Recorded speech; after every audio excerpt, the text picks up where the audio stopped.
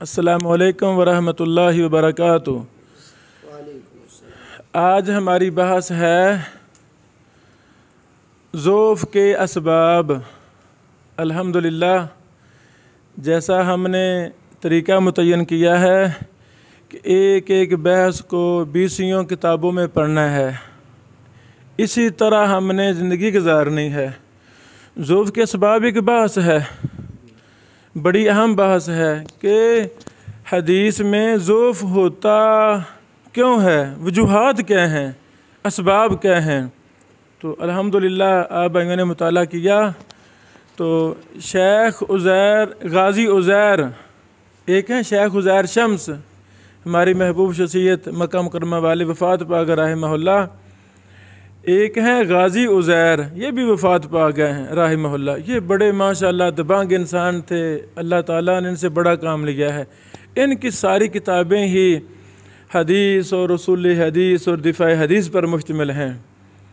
तो ये बहस यानी ज़ौफ़ के असबाब पर गाज़ी उज़ैर मुबारकपुरी रहमहुल्लाह की किताब ज़ईफ़ हदीस की मार्फत और उसकी शरही हैसियत से हम अभी पढ़ेंगे। मज़ीद फ़वाइद उस पर हम बयान करते हैं। बारकल्लाह फ़ीक। जी शेख पढ़ें। बिस्मिल्लाह वस्सलातु वस्सलामु अला रसूलिल्लाह। असबाब ज़ौफ़। किसी भी हदीस के ज़ईफ़ होने के बुनियादी तौर पर दो बड़े असबाब होते हैं। एक सिलसिला इस्नाद में सुकूत व इनक़िता का पाया जाना और दूसरा रावी पर तान होना। बात समझे, सबसे बड़े दो सबब हैं। पहला सबब रावी का सनद से गिर जाना। अल्लाह अकबर। दीन इस्लाम मुत्तसिल सनदों का नाम है। अगर दरमियान से कोई रावी गिर जाए तो वो बात मुत्तसिल होती नहीं। अगले दिनों में हम इंशाअल्लाह इत्तिसाल सनद पर भी बहस करेंगे। पिछले साल मैंने किताब लिखी थी तहम्मुल अदा के उसूल ज़वाबित, तो उसमें हद्दसना अखबरना ये इत्तिसाल सनद हैं, बहुत बड़ी दलील हैं। यानी जब दो रावियों के माबैन हद्दसना आ जाए, अखबरना आ जाए, समेत आ जाए, अम्बाना आ जाए, ये 5 सीगे कोई आ जाए तो ये दलील है कि सनद मुत्तसिल है इन दोनों की माबैन। परेशानी कब आती है? जब काला और अन होता है, जब काला और अन होता है। ये भी वहाँ परेशानी है जब काला अन से पहले रावी मुदल्लिस होता है। गैर मुदल्लिस का काला कहना, अन कहना, समेत कहना सारे बराबर हैं। वाज़े?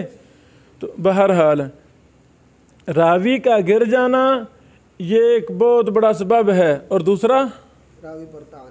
रावी पर तान। रावी पर तान क्या है? जरह तदील। यानी ये बहुत अहम बहस है, इसको हम बितफसील पढ़ते हैं। जी शेखाना। फिर हदीस ज़ईफ़ा की अक्सर किस्में इन्हीं असबाब से मुतफ़र्रे होती हैं। इन दोनों बुनियादी असबाब के ज़िम्न में और मुतअद्दिद असबाब भी आ जाते हैं जिन पर मुख्तसरन बहस होगी। पहला, सुकूत सनद के बायस ज़ौफ़। सुकूत सनद से मुराद सिलसिला इस्नाद का इनक़िता है, और ये सूरत आमतौर पर सिलसिला इस्नाद में किसी एक रावी या एक से ज़्यादा रावियों के सहवन या आमदन ज़िक्र न करने से पेश आती है। और सनद का इनक़िता ख़्वाह इब्तिदाई सनद में हो या वसत में या आखिर में। और या आमदन क्या मतलब? जो सनद में रावी गिर रहा है हर जगह आमदन को गिराता नहीं। बसा औकात जानबूझकर भी रावी दरमियान से रावी गिराता है, जानबूझकर भी। कौन कौन सी सूरतों में रावी जानबूझकर रावी गिराता है और कौन कौन सी सूरतों में सहवन गलती से, इल्लत का मसला आ गया ना, गलती से रावी गिर जाता है। बहरहाल जैसे मर्ज़ी गिरे रावी तो ये एक ज़ौफ़ का सबब है। फिर मुसन्निफ़ फरमा रहे हैं कि सनद के किसी भी हिस्सा में ये सकत हो सकता है, शुरू में, दरमियान में, आखिर में।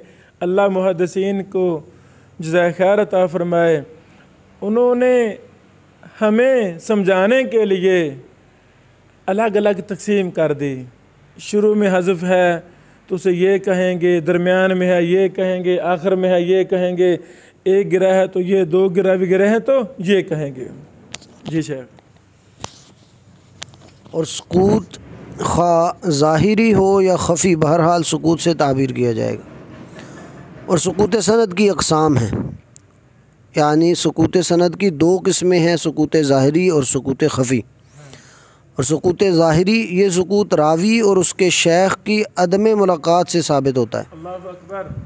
میرے عزیزو، یعنی سکوت ظاہری انقطاع اور مخفی انقطاع. ظاہری انقطاع کیسے ہم پہچانیں گے کہ جی فلاں سے نہیں ملا، فلاں نے فلاں سے نہیں سنا. ادھر ہے نا کتاب ہم نے شائع کی الجامع فی المراسیل، لانا بیٹا ادھر پڑھی ہے الجامع فی المراسیل. اللہ رب العالمین شیخ البانی رحمہ اللہ کو جزائے خیر عطا فرمائے کہ اس مرد درویش نے ایسے افراد تیار کیے جیسے سلف محدثین نے اپنے شاگرد تیار کیے تھے. ابو اسحاق السمنودی رحمہ اللہ، سمنود ایک شہر ہے، یہ ان کی دو کتابیں ہیں، الجامع فی المراسیل، دوسری العلم فی اثبات السماء. ماشاءاللہ ہم نے دونوں کو اس میں اکٹھا کر کے شائع کیا، اللہ قبول فرما لے. مراسیل کیا ہے؟ محدثین نے مستقل مراسیل پر کتابیں لکھی ہے نا، وہ کتابوں کو جمع کر دیا اور تمام کتب جرح و تعدیل، علل، سوالات وغیرہ سے بھی، کتب حدیث سے جس راوی کو بھی ان کو حوالہ ملا کہ فلاں نے فلاں سے نہیں سنا، فلاں نے فلاں کو نہیں پایا، فلاں نے فلاں کا ملاقات نہیں ہوئی وغیرہ وغیرہ، وہ سارا ڈیٹا اس میں جمع ہے. اللہ اکبر. یعنی ایک ایک راوی پر اس نے کس سے نہیں سنا، فلاں کو نہیں ملا، یہ آپ نے کتاب دیکھنی ہے. جب بھی کسی راوی پر آپ بحث کر رہے ہوں تو تحقیق کرنا چاہتے ہیں کہ یہ اپنے استاد کو ملا ہے، سنا ہے یا نہیں، تو اس کتاب کو آپ نے دیکھنا ہے. آج سے شروع الجامع فی المراسیل. سمجھ لگی بات؟ یعنی انقطاع ظاہری، یہ سارا انقطاع ظاہری ہے، یہ سارا انقطاع ظاہری ہے کہ فلاں کو ملا نہیں ہے، پھر بیان بھی کر رہا ہے، تو وہاں پھر حکم ہوگا یہ انقطاع ظاہری ہے. جی شیخ. اور یہ عدم ملاقات اس طور پر ہو سکتی ہے کہ راوی نے اپنے شیخ کا زمانہ ہی نہ پایا ہو، یا زمانہ تو پایا ہو لیکن شیخ سے ملاقات نہ ہوئی ہو، اور نہ ہی اس نے اپنے شیخ کی کوئی تحریر یا کوئی تحریر پائی ہو. اس سکوت کو جاننے کے لیے روات کی تاریخ پیدائش، سنہ وفات، تحریر پائی ہو وغیرہ کیا مطلب ہے؟ وہ وجادہ بھی ہے نا، استاد کتاب لکھ کر شاگرد کو بھیج دے، اس سے روایت کر سکتا ہے. یعنی کوئی چیز بھی نہیں پائی تو پھر بھی بیان کر رہا ہے، یہ مطلب ہے. اور پھر اس سکوت کو جاننے کے لیے راویوں کی تاریخ پیدائش اور پھر ان کی تاریخ وفات، علمی اسفار، شیوخ و تلامذہ کے اسماء اور وغیرہ کی مفصل معرفت ضروری ہوتی ہے. سبحان اللہ سبحان اللہ. یعنی ایک سطر میں 2-3 فنون پر اشارے کر گئے. وفات سے پہچانا جاتا ہے. اللہ اکبر. وفات سے بندہ پہچانا جاتا ہے. تو جرح و تعدیل میں وفات اور پیدائش ایک بہت بڑا فن ہے. فلاں کب پیدا ہوا، کب فوت ہوا، اس کا شاگرد جو اسے بیان کر رہا ہے، یعنی اس سے پتہ چل جاتا ہے کہ یہ بندہ ملا ہے یا نہیں ملا. اس پر مستقل کتابیں ہیں محدثین کی. کافی زیادہ کتابوں کو میں نے اپنے لیکچر میں تعارف کروایا تھا لاہور میں ایک اپنے دورہ میں، کہ جو وفیات پر کتابیں لکھی گئی ہیں 8-10 کتابیں، وہ یوٹیوب پر سرچ کریں گے نا، یعنی وفیات پر محدثین کی کتابیں، اس پہ میں نے دکھائی ہیں، پھر تعارف کروایا ہے، وہ آپ نے سننا ہے انشاءاللہ. اب راویوں کے مقام سکوت اور ان کی تعداد کے اعتبار سے سکوت ظاہری کی 4 قسمیں ہیں: معلق، مرسل، معضل اور منقطع. اور سکوت خفی اس سکوت کا ادراک ترک حدیث اور علل اسانید سے اچھی طرح باخبر ہونے کے ساتھ اس فن میں مہارت تامہ اور وسیع تجربہ کا متقاضی ہوتا ہے۔ اور سکوت خفی کی بھی دو قسمیں ہیں، مدلس اور مرسل الخفی۔ سکوت سند کے باعث ضعیف رویہ ارسال خفی اور تدلیس ان دونوں کا تعلق یعنی سکوت خفی سے ہے، خفیہ انقطاع کے ساتھ ہے۔ باقی معلق، موزل، مرسل، منقطع ان کا تعلق ظاہر کے ساتھ ہے۔ اب مصنف رحمہ اللہ فرماتے ہیں سکوت سند کے باعث ضعیف روایات کی مذکورہ بالا 6 اقسام کے علاوہ معنن اور مؤنن کے بارے میں علماء کا اختلاف ہے کہ آیا یہ منقطع کی قبیل سے ہے یا متصل کی۔ اس لیے راقم نے ان کا تذکرہ بھی سکوت اسناد کے باعث ضعیف روایات کے ساتھ کر دیا ہے۔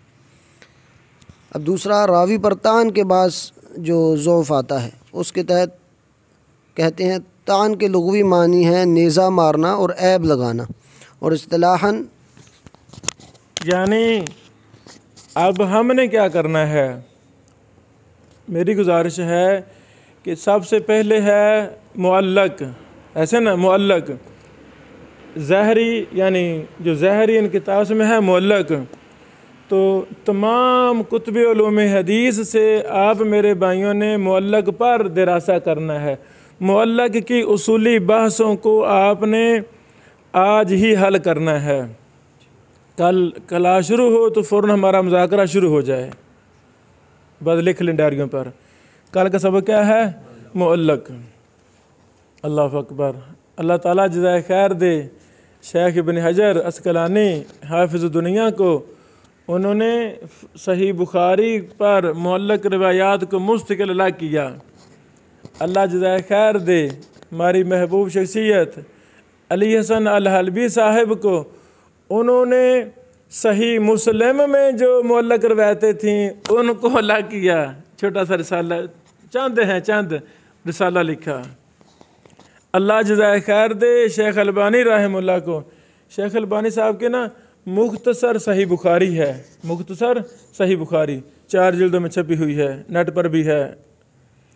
انہوں نے صحیح بخاری کی معلق روایات کی مختصر اور جامع معنی تحقیق بھی کر دی ہے۔ واصلہ فلاں آگے جیسے ان کا شیخ کا طریقہ ہے حوالے دیتے ہیں، تو یعنی ان کتابوں کے مقدمے وہاں آپ کو مفصل بحث ملے گی معلق پر، اور جتنی بھی اصول حدیث کی کتابیں ہیں ہر کتاب میں بحث ملے گی، ہر کتاب میں بحث ملے گی۔ تو یعنی آج کے سبق کا خلاصہ یہ ہے کہ ضعف کے 2 قسمیں ہیں، ایک ہے ظاہری سبب، دوسرا ہے خفیہ پہلا ہے سکوت راوی۔ سکوت راوی کے آگے 2 قسمیں ہیں، سکوت ظاہری، سکوت خفی۔ سکوت ظاہری کی 4 قسمیں ہیں، معلق، مرسل، موزل، منقطع۔ اچھا، کل ہمارا دراسہ معلق پر ہوگا انشاءاللہ، آج ہی آپ میرے بھائیوں نے اس پر دراسہ کرنا ہے زبردست قسم کا۔ تو صحیح بخاری سے بھی یعنی 10 معلق روایتوں کو باحوالہ لکھنا ہے۔ امام بخاری رحمہ اللہ کس انداز میں معلق روایت لکھتے ہیں وہ باحوالہ لکھنی ہے آپ نے۔ تو باقی اگلے بحث ہم پھر کریں گے۔ بارک اللہ فیکم، جزاکم اللہ خیر۔ کوئی سوال ہو تو آپ سوال کر سکتے ہیں، ٹھیک ہے، بند کر دو۔ بسم اللہ والصلاۃ والسلام علی رسول اللہ، اما بعد۔ ضعیف روایت پر ضعف کا حکم ہم کیوں لگاتے ہیں، یہ بڑا اہم مسئلہ ہے۔ فضیلت الشیخ دکتور یاسر الشمالی صاحب نے اپنی کتاب تقریب علوم الحدیث میں اس پر بڑی عمدہ بحث کی ہے، مختصر بحث ہے لیکن ہے بڑی اہم۔ شیخ محترم یاسر الشمالی صاحب لکھتے ہیں وَسَبَبُ الْحُكْمِ بِضَعْفِ الْحَدِيثِ عِنْدَ فَقْدِ أَحَدِ شُرُوطِ السَّابِقَةِ ہوا، یعنی کسی حدیث کو ضعیف کہنے کا جو سبب ہے وہ سابقہ جو صحیح حدیث کی شرائط ہیں ان میں سے کسی ایک کا گم ہونا ہے۔ تو یہ تفصیل کیا ہے، سبب کیا ہے؟ پہلی بات فرماتے ہیں الاحتیاط للسنہ، سنت سے احتیاط ہے، کیونکہ سنت ہمارا دین ہے، صحیح حدیث ہمارا دین ہے، تو سنت میں ہمیں احتیاط کرنی ہے۔ اللہ اکبر۔ پھر لکھتے ہیں لِأَنَّنَا غَيْرُ مُكَلِّفِينَ بِالْاعْتِمَادِ عَلَى الْأَسَانِيدِ الْمُنْقَطِعَةِ، کیونکہ ہم مکلف نہیں ہیں کہ ہم اعتماد کریں منقطع سندوں پر، یعنی منقطع سند پر ہمارا اعتماد ہے ہی نہیں، متصل سند ہوگی تو اعتماد ہوگا ورنہ اعتماد نہیں۔ اور یہ اس وجہ سے وَذَلِكَ لِلْجَهْلِ بِحَالِ الْوَاسِطَةِ الْمَفْقُودَةِ، کیونکہ جو واسطہ گرا ہوا ہے اس کے ہمیں حالات کا پتہ نہیں ہے، اور ہم مجہول الحال راویوں کی روایتوں کا التزام ہم نہیں کرتے۔ اللہ اکبر۔ ایک یہ وجہ ہے۔ دوسری وجہ وَكَذَلِكَ التَّخَوُّفُ مِنْ أَنْ يَكُونَ الرَّاوِي الَّذِي لَمْ يُتَّصَفْ بِالْعَدَالَةِ فَقَدْ كَذَبَ فَزَادَ أَوْ نَقَصَ، فرماتے ہیں کہ ہمیں ڈر ہے اس بات سے کہ جب راوی میں عدالت ہی نہیں ہے، عدالت مفقود ہے، تو وہ جھوٹ بولتا ہو یا وہ حدیث میں زیادتی کر دے یا کمی کر دے، اس ڈر سے بچنے کی وجہ سے ہم اس پر ضعیف کا حکم لگاتے ہیں اور دین سے اس حدیث کو خارج کر دیتے ہیں۔ عدالت نہیں ہے یعنی جھوٹ، اور جھوٹ سے انسان عادل ہے تو وہ انسان جھوٹ سے بچ سکتا ہے، جو انسان عادل ہی نہیں ہے تو اس کی بات کا کوئی اعتبار ہے ہی نہیں۔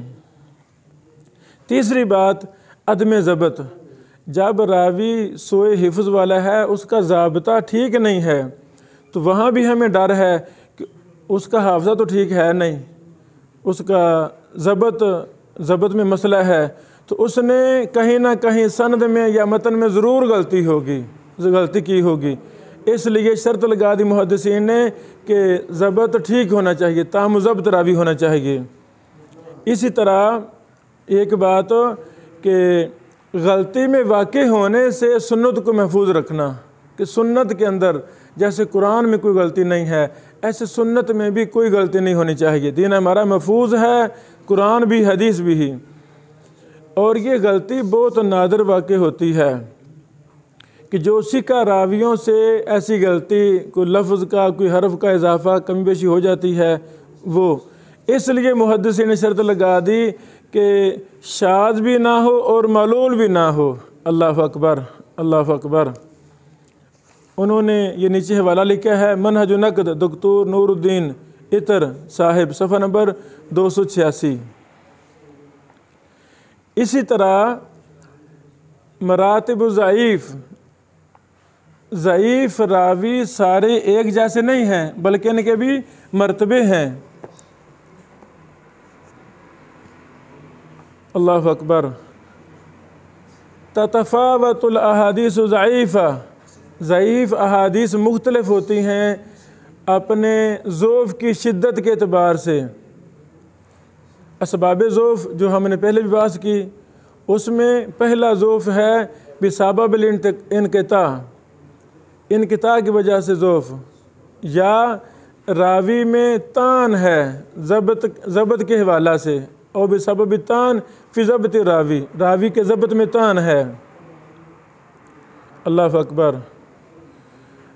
دوسرا ہے الضعیف جداً، کہ وہ سخت ضعیف روایت ہے۔ اس کی کیا وجہ ہے؟